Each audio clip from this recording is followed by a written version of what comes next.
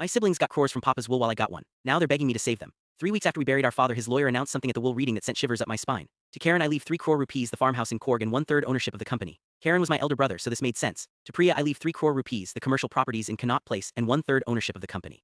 Priya, my sister, started celebrating, clapping her hands and hugging Karen. To Rohan, I leave 3 crore rupees, the beach house in Goa, and 1/3 ownership of the company. Yes, yes, whatever. I was patiently waiting for my name for my share of the company, especially knowing that I had been single-handedly running it for the past 2 years. To Taran, I leave 1 rupee. Wait, what? I asked, unable to believe what I just heard. You get 1 rupee, the lawyer repeated. And I saw my 3 siblings starting to smirk. That was it, 1 rupee. There must be a mistake, I said. I've been running the company for 2 years. Karen handed me the coin and then said, Han, Papa only trained you because we need someone to manage it. You can stay on as an employee if you want, we'll pay you a salary. I sat there staring at that coin, my whole body shaking with rage. 2 years, my health, my future, my entire life sacrificed for this company, and they gave me 1 rupee.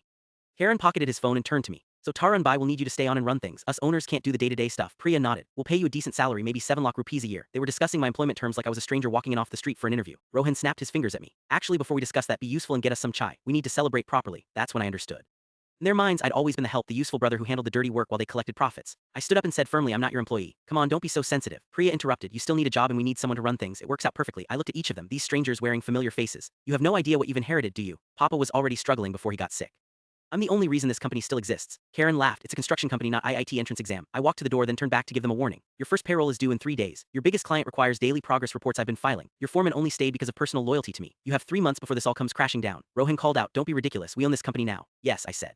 Good luck with that. I walked out knowing exactly what would happen next. 3 months later, my phone rang at midnight. Karen's name lit up on the screen. I almost didn't answer, but my curiosity won. Taran, we need you at the office tomorrow morning. 8 sharp, he said like he was still giving orders. Excuse me. The site supervisor quit today, took half the crew with him. You need to talk to him and get him back. His tone was annoyed, not desperate. He kept going when I didn't answer.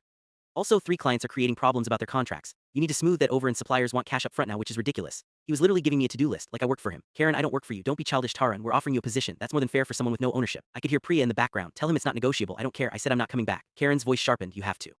It's Papa's company, it's your company now. You made sure of that. Look, his tone shifted, trying to sound reasonable. We both know you need this job and we need someone experienced. 15 lakh rupees a year. Final offer, no Tara, and stop creating scenes. Rohan, grab the phone, come in tomorrow or we'll sue you for sabotage. Sue me for what? Not being your employee. He went silent at that. Karen grabbed the phone again, his voice finally cracking. Taran, please.